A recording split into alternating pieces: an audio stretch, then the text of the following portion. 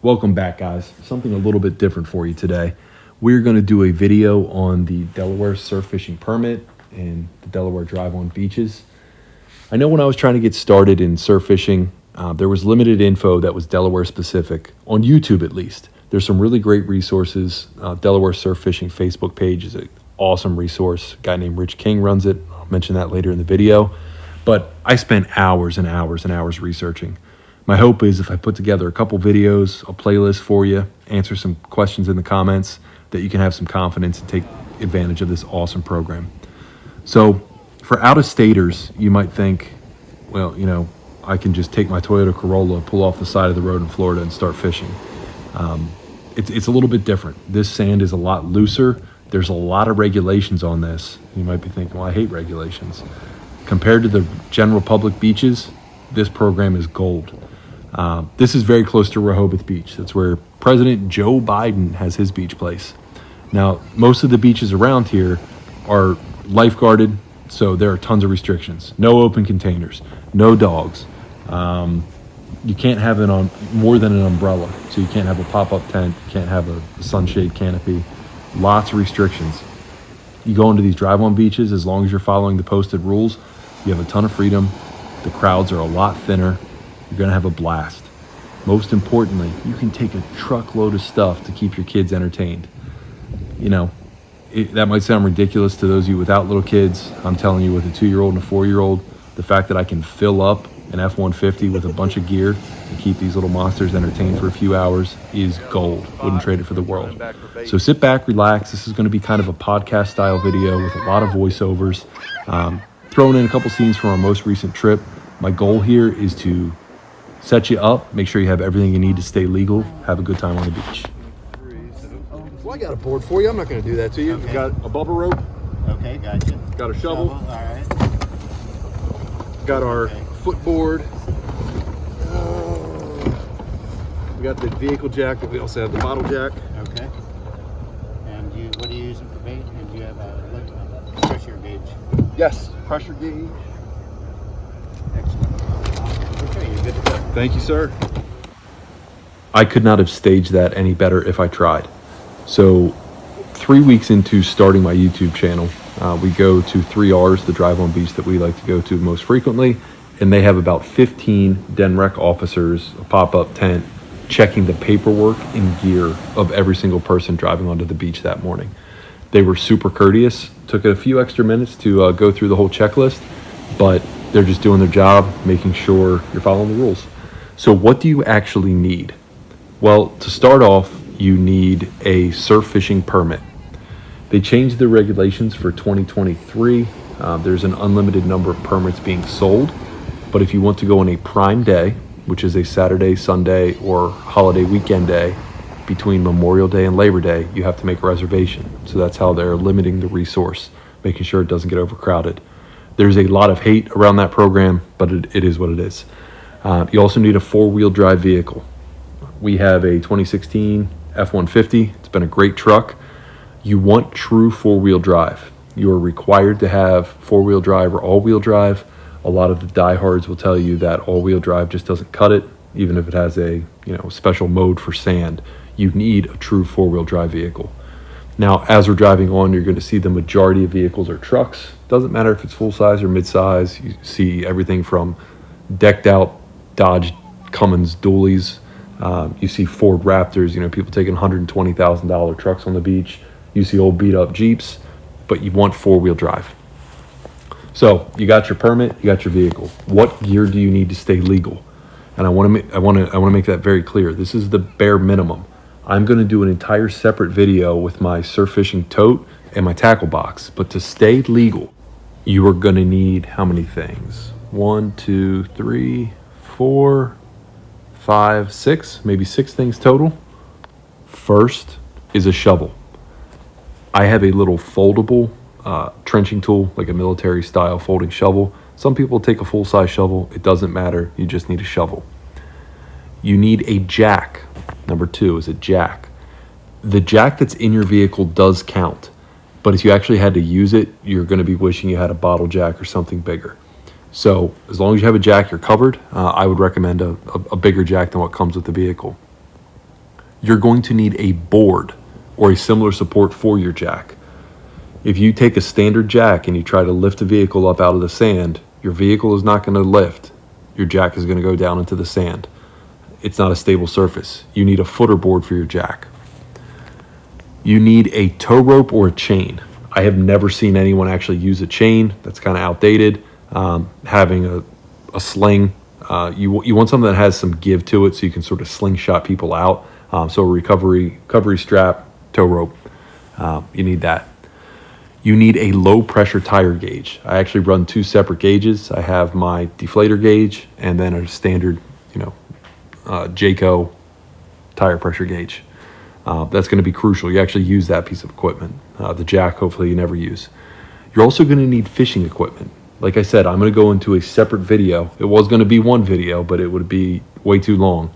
I will have a separate video of my entire tackle box. But you're going to need fishing gear. That includes a rod and reel. That also includes terminal tackle, meaning hooks and sinkers. You can't just come there with a rod and reel still in the package and stick it in the sand and be good. You'll need some kind of bait. When I was getting checked by this ranger, he let me know you can't just say, hey, I'm going to go dig sand fleas, which is what I do most times. I always have fish bites on me. You can use Berkeley Gulp fish bites. You can buy cut bait at some of the awesome local tackle shops, but you need some kind of bait when you're going onto the beach, even if your plan is to catch bait. That is the bare minimum. Should you have a sand spike to put your rod in? Yeah, you definitely should, but they're not going to cite you for that. So that's the equipment you need to get there and not get a ticket. All right, so you arrived at the drive-on beach, you're in the parking lot, you got all the gear and the paperwork you need to stay legal. Let's talk about actually driving onto the beach. The first step is to remove some of the air from your tires. I'm not going to tell you what PSI to go to for sure, because if you get stuck, I don't want you emailing me a copy of your tow bill. I personally go down to 18 PSI. That's worked for me in most conditions. I have good tires. I have Falcon Wild Peak AT3s on here. I will do a comparison video on those versus the BF Goodrich KO2s. I have those on my old truck. I ran Michelin Street tires last year, the all seasons that came with the truck. So don't get too hung up on that. 18 PSI has worked for me. You might need to go lower if the sand is super hot and sugary. You do risk blowing the bead if you go too low, but if you go down to 15 PSI, you're probably going to be fine. I'm usually good around 18. So this picture actually shows the point of airing down. If you see that white residue, that's just sand from when I aired this truck down. When you do that, it's going to lengthen your tread pattern and also widen your tread pattern. All that white is how low in the sand the tire was sitting. That's the reason you do that, to get more traction in the sand. Additionally, I'm using a Jayco speed deflator gauge. It actually pulls the valve core out of the tire stem. It's really quick, but you're doing one tire at a time. My brother uses individual tire deflators that you screw onto each valve stem at the same time. I'll do a comparison video on those for you, but the main purpose here is get your PSI low enough to give you more traction so you don't look like a loser and get stuck. Don't forget to kick your truck into 4-wheel drive, and don't forget to kick it out of 4-wheel drive when you're leaving. I know everyone I know has made that mistake. My brother's made it. I've made it multiple times. Unless you're used to using your truck off-road all the time, it is not intuitive to say, oh yeah, I got to flick it to 4-wheel. So quick pro tip there. Let's talk about actually driving on the beach. Okay, so here we are going up the dunes. It's always real washboardy right here, just from the heavy traffic. It's bumpy. It's fun. The kids love it. So you want to drive on carefully. You also want to yield to vehicles coming off of the beach. So if a truck was coming, we'd yield right here. You also want to be careful at this Y. You can have traffic coming from either directions. It's usually not that crowded. As far as speed, according to the regulations, you're actually not supposed to exceed 15 miles an hour at any given time. There's trucks that go 30 miles an hour on here, which is ridiculous because there's little kids playing. But 15 miles an hour is sort of the official, unofficially posted speed limit. But you want to get close to that because the more momentum you have, the less chance you have of getting stuck. Now, this is pretty packed sand. It had rained the night before, so this is real easy to drive in. What we're doing here is looking for a good spot. My recommendation, if you're going on a weekend, get there early. People are always going to glare at you side-eyed as you pull in close to them. So the earlier you get there, this is what you can expect. We usually get there between 8 and 9, and there's plenty of room, always. Now you get closer to noon, people are squeezing in next to you in open spots. Now everybody's usually pretty good mannered, but the earlier you get there, the easier time you're going to have picking a spot. If you're going on a weekend day, I wouldn't worry about picking the perfect spot. I'd worry about easy access, making sure you have enough room between vehicles. If you're actually going to fish, you probably know more about reading the water than I do. But here we're just saying, hey, it's a good open spot, far enough down, let's go ahead. I also always go back and forth multiple times. I'll back into my spot, pull forward, back in, pull forward, back in, pull forward, to pack down the sand to make it a little easier and a little more sure-footed when I'm leaving. All right. So another pro tip, not everybody does that. I'm not saying it'll fix all your problems, but I think it definitely makes an impact. A couple other thoughts when you're choosing your neighbors.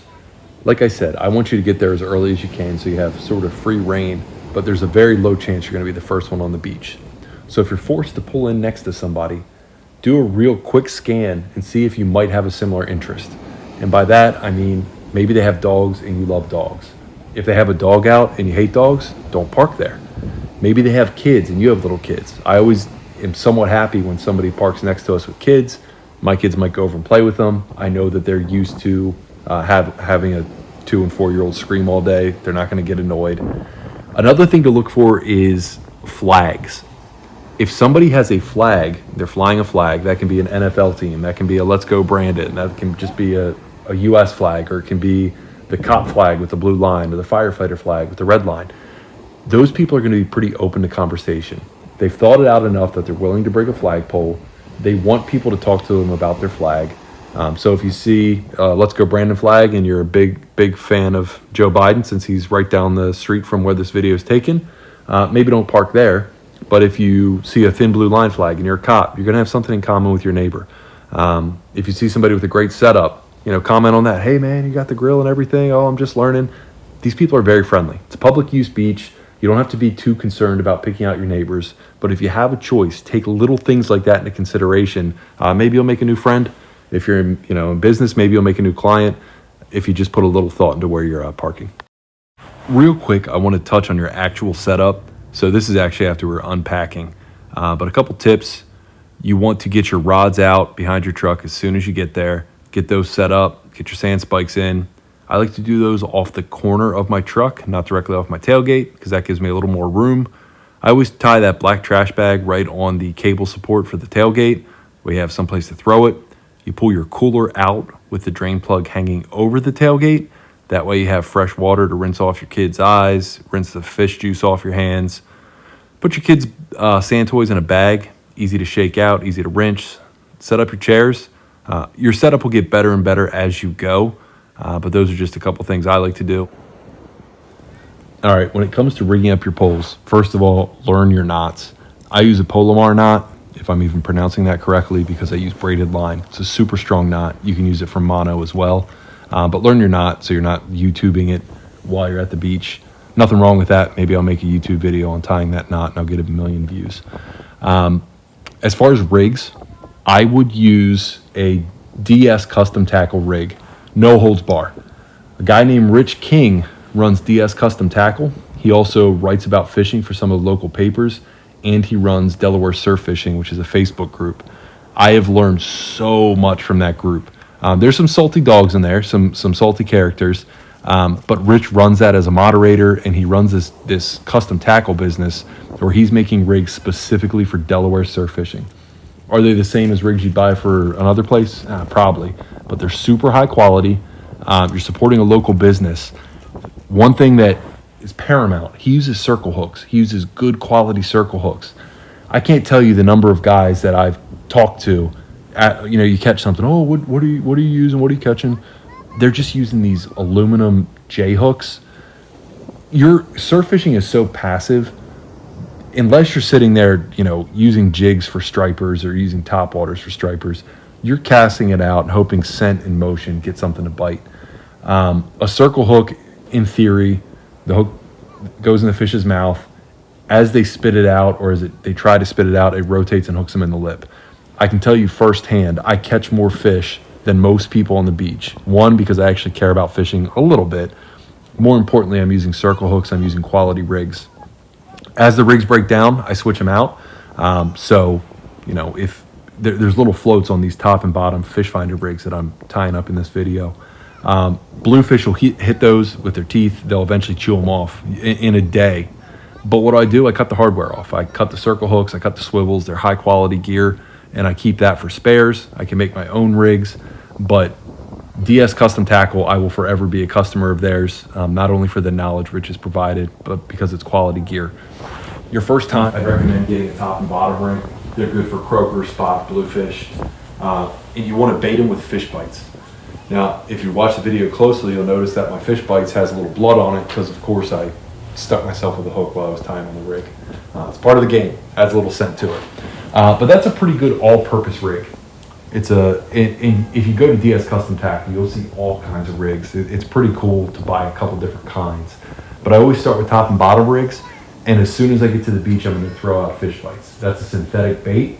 It works really, really well. And more importantly, you're actively fishing right off the bat. So if a ranger comes and you just threw on 2 fish bites and cast it out, you're good to go. Now, I love digging sand fleas. It's almost as much fun as fishing. I can do a separate short video on how to dig sand fleas. It's pretty intuitive, but there are a couple tips and tricks there. Usually you can get them with just a shovel. They do make stainless steel rakes that are pretty sweet, but that's just another piece of kit you got to find a spot for. So after you got your bait, your sinkers, you're going to want to use usually about 5 ounces of lead. Sometimes a 4 ounce will hold. Sometimes you'll need a 6 ounce depending on the current. The pyramid sinker is the way to go. I actually just ordered a bunch more from eBay, and I'm getting rid of some of the other shapes because they just don't hold as well on the bottom. So a 4 to 6 ounce pyramid sinker. I have a lot of 5s, have a lot of 6s. Another fishing tip, braided line will slice your hand open. I didn't believe it, so I had 3 beers, casted it out with wet hands, and sliced it open. Be careful. You're also going to want to grab a couple bigger rigs in case you catch some small bait fish. In this case, it's a spot. I rolled this in earlier in the video, but we caught this when we got there, put on a bigger rig, hooked them up and threw them back. Didn't catch anything on them, but had a lot of fun. A bluefish did tear them up, just didn't bring it in. So it pays to have different size rigs, different options. You never know what you're going to catch out there. So you had a great day of fishing, kids are tired, you're ready to head home. Pack up all your stuff, make sure your fishing equipment is some of the last stuff you throw in the back of your vehicle. Ease out, just easy on the throttle. If you pack down the sand, you're going to be fine. If you start spinning, get off the accelerator. The worst thing you can do is feel yourself start spinning, panic, and stomp the accelerator to try to get out of there. All you're going to do is bury yourself deeper. Maybe we'll do a full recovery video. It depends if I feel like getting the truck stuck or not, and then trying to show you how to get it out. I have to pick a day when there's not many people there, so I don't look like a complete idiot, but we might be able to do that. So go back, get off the ramp, go to your air pumps. A lot of the beaches are going to have an air station. 3Rs has 4 separate air stations running off 1 compressor. Wait your turn, pump up your tires, get out of there. Most importantly, wrap up your hose when you're done. It's common courtesy, just like returning your shopping cart, okay? So wrap up the hose so the next person enjoys it as much as you did. Guys, thanks for watching. Leave tons of comments. If you have any questions, you want me to focus on anything specific, I would love the opportunity to do that for you. Reminder, check back maybe a week or 2. I will have a full breakdown of my surf fishing tote and my dedicated surf fishing tackle box. Really appreciate you stopping by. Like, subscribe. I'll see you on the next one.